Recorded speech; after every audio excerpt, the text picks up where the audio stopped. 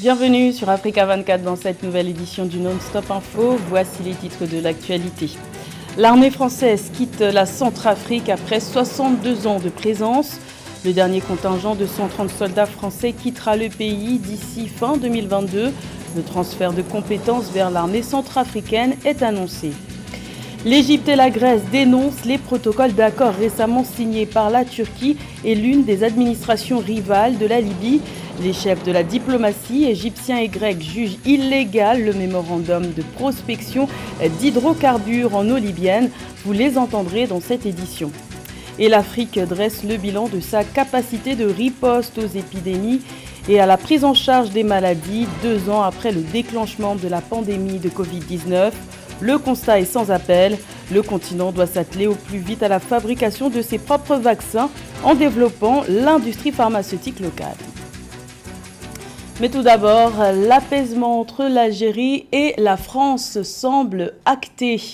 Après des mois de turbulences suite aux 2 jours qu'Elisabeth Borne vient de passer à Alger, la première ministre française a été reçue une dernière fois avant son départ par le président Abdelmadjid Tebboune ce lundi 10 octobre.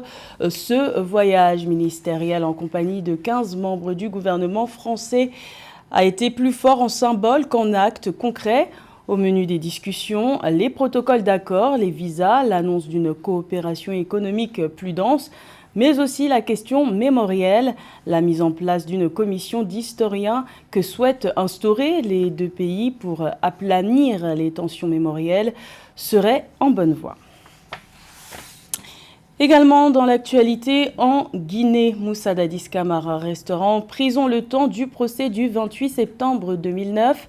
Sa demande de mise en liberté a été rejetée par la justice guinéenne. Un coup dur pour la défense de l'ancien chef de la junte qui avait demandé que leur client soit mis en résidence surveillée à cause de son statut d'ancien dirigeant, voire même de lui accorder la liberté provisoire. Rappelons que Moussa Dadis Camara a été placé en détention après la première audience du 28 septembre dernier. Lui et ses co-accusés sont notamment poursuivis pour des faits présumés de meurtre, assassinat, viol, pillage, incendie volontaire ou encore coups et blessures volontaires dans le massacre du 28 septembre 2009 qui avait fait plus de 150 morts et où une centaine de femmes avaient été violées. C'est donc la fin de 62 ans de présence militaire française en Centrafrique. Le dernier contingent de 130 soldats français quittera le pays d'ici la fin de l'année 2022. Cette annonce marque la fin d'un cycle alors que la France reprochait ces derniers mois à la Centrafrique le sentiment anti-français grandissant et le recours à la société russe Wagner. Les explications de Nathalie Moho et Philomène Tine.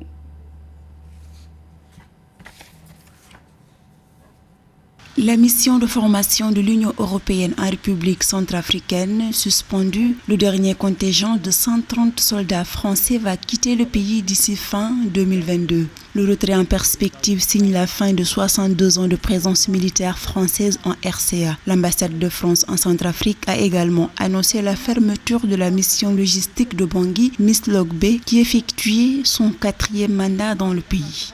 Il y a des tensions qui se sont multipliées ces dernières années et qui n'ont pas contribué au renforcement des liens entre la France et la Centrafrique, notamment entre autres les scandales de viols sur mineurs dont les soldats français ont fait l'objet il y a environ 7 ans.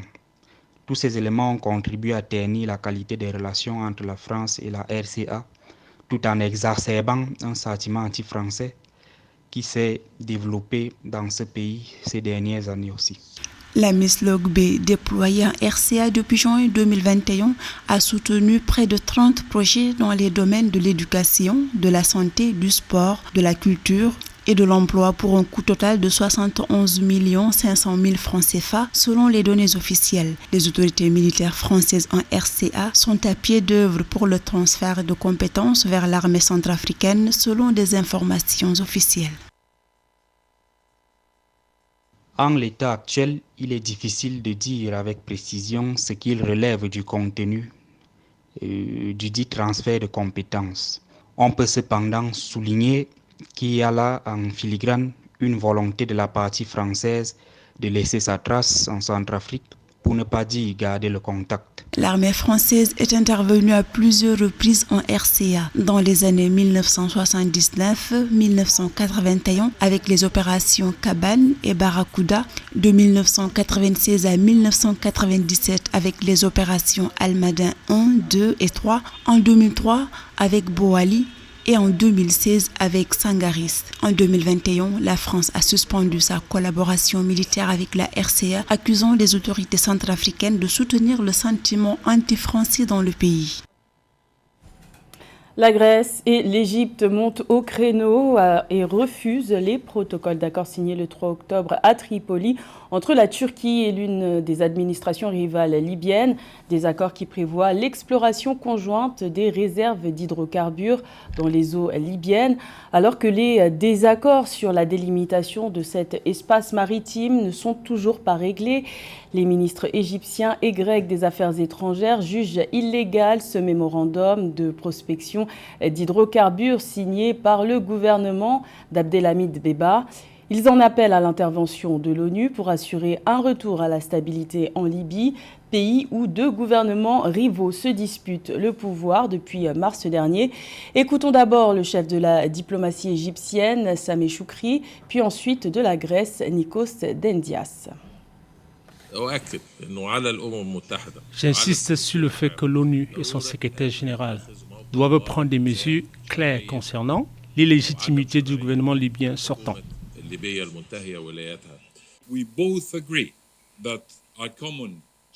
Nous convenons tous les deux que notre objectif stratégique commun est une Libye stable, prospère et pacifique, et une Méditerranée orientale stable. La Grèce soutient les efforts entrepris qui ouvriront la voie à la tenue d'élections en Libye, élections parlementaires et élections présidentielles.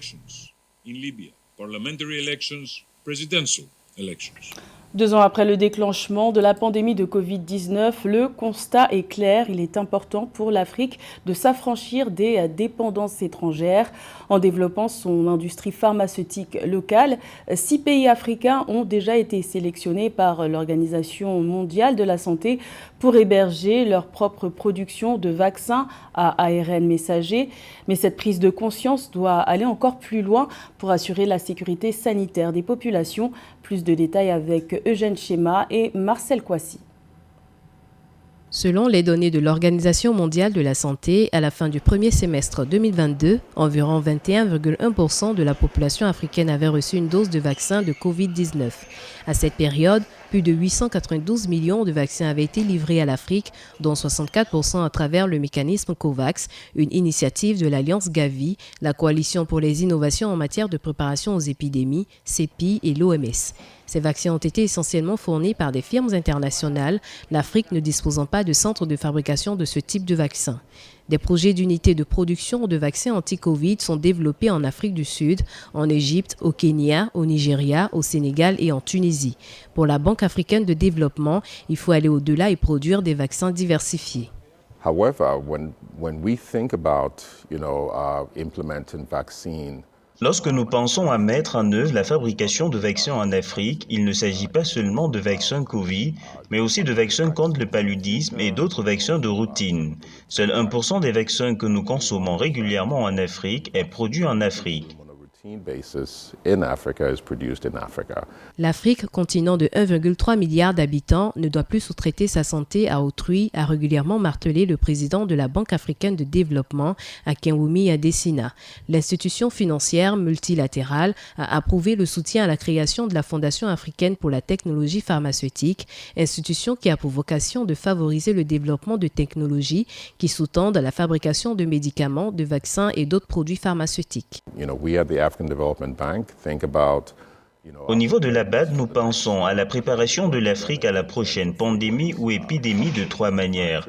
La fabrication de produits pharmaceutiques sur le continent, la fabrication de vaccins et la capacité de faire de la recherche, en particulier pour les maladies récurrentes. Et troisièmement, il s'agit de l'infrastructure des soins de santé, la capacité de faire des diagnostics, peut créer une meilleure sensibilisation et un meilleur système d'alerte afin que nous puissions mieux réagir. En tant qu'institution qui a pour mission de contribuer au développement économique de ses États membres, dans le cadre de sa vision 2030, la Banque africaine de développement s'est engagée à consacrer 3 milliards de dollars au cours des 10 prochaines années pour la fabrication de vaccins et de produits pharmaceutiques sur le continent.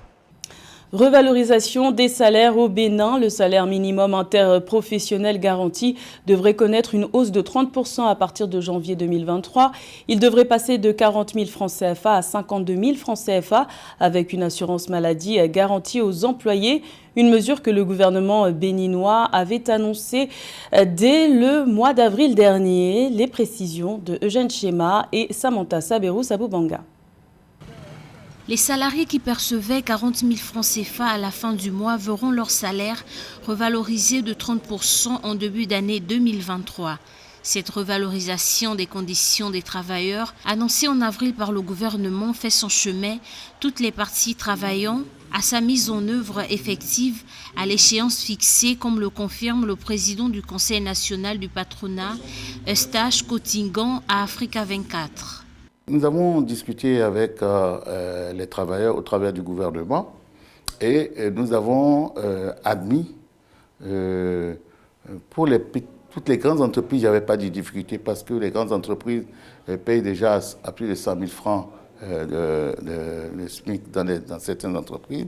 Mais pour les petites entreprises, nous avons dû vraiment faire violence sur nous-mêmes pour que nous puissions accepter et définitivement d'avoir à augmenter le SMIC de 30%, ce qui nous amène à 52 000 francs, puisque le SMIC était à 40 000 francs. Et je peux vous dire que ça va être un effort supplémentaire, surtout pour les petites entreprises, pour subir justement cette augmentation. L'organisation patronale fondée en 1984 et représentant les dirigeants des entreprises béninoises, le CNP Bénin reconnaît l'amélioration par les pouvoirs publics du climat des affaires dans le pays d'Afrique de l'Ouest et une transparence dans les obligations fiscales des entreprises, une situation propice au respect des obligations des employeurs et à plus d'investissements. Non, le climat des affaires s'est beaucoup amélioré au Bénin. On dit qu'au jour d'aujourd'hui, avec les réformes, ne serait-ce que de digitalisation, au jour d'aujourd'hui, il y a une clairvoyance totale des impôts que nous payons. Pour renforcer également la trésorerie des entreprises, nous avons besoin que dans le temps, ces impôts puissent également diminuer un tout petit peu pour permettre aux entreprises de faire d'autres investissements. Outre le passage du SMIC de 40 000 francs CFA à 50 000 francs CFA, les travailleurs bénéficieront également en début d'année 2023 d'une assurance santé maladie dont la souscription sera obligatoire pour les employeurs. Quel avenir pour la FinTech sur le continent africain? Ce mot qui, en somme, veut dire technologie financière, désigne les petites entreprises qui fournissent des services financiers grâce à des solutions innovantes. Le numérique pourrait-il être la clé du développement économique en Afrique, où le taux de bancarisation se situe entre 5 et 10%? Élément de réponse dans ce sujet de la rédaction. En Afrique, le taux de bancarisation s'élève à seulement 10%. En cause, un réseau physique bancaire peu développé et la difficulté des banques à s'implanter dans certaines régions. Ces dernières années, l'essor de la FinTech a permis de relever le taux de bancarisation grâce à ses services innovants, rapides et simples. Nombreuses sont les entités qui entendent exploiter son potentiel. C'est le cas du Kigali Finance Center, basé au Rwanda. Les FinTech pour nous sont très importants parce que l'un des grands problèmes du continent, c'est l'inclusion financière. Et nous avons tous appris aujourd'hui que grâce à la technologie, il est possible de donner accès aux services financiers aux personnes qui sont aujourd'hui dans des régions reculées ou qui n'ont pas accès aux services de base. Raison pour laquelle, au Rwanda, à travers Kigali International Financial Center, nous voulons mettre à disposition des acteurs de la FinTech une plateforme qui leur permet de se développer. Le Marocain AfricaPay, les Nigériens OP, EnterSwitch ou encore le Sénégalais Wave. Des plateformes qui, ces dernières années, ont prouvé l'impact de la FinTech dans l'inclusion financière en Afrique. La FinTech permet en effet de faciliter l'accès à un compte bancaire sur le continent. À elles seules, les FinTech du continent ont levé environ 1,3 milliard de dollars d'investissement sur l'année 2021. Dans un rapport, la Conférence des Nations Unies sur le commerce et le développement faisait état d'une augmentation des investissements dans le secteur qui pourra atteindre 4 milliards de dollars d'ici la fin 2022. Kigali International Financial Center a pour vocation d'être la première place financière de référence pour le continent africain. Ici, nous sommes en train d'attirer non seulement les acteurs africains, mais aussi les acteurs qui sont en dehors du continent et qui veulent opérer en Afrique. Donc, nous n'avons pas une vision qui est uniquement rwandaise, mais nous avons une vision qui est panafricaine. La FinTech au service de l'inclusion financière, certes, mais les experts estiment que pour une finance vraiment inclusive, l'Afrique doit adopter une réglementation commune. Le développement d'une telle plateforme est nécessaire pour exploiter le potentiel d'innovation du continent dans le domaine des technologies financières. Un sujet de Corinne Camden. C'était le journal de la rédaction. Merci de l'avoir suivi. L'information continue sur Africa 24.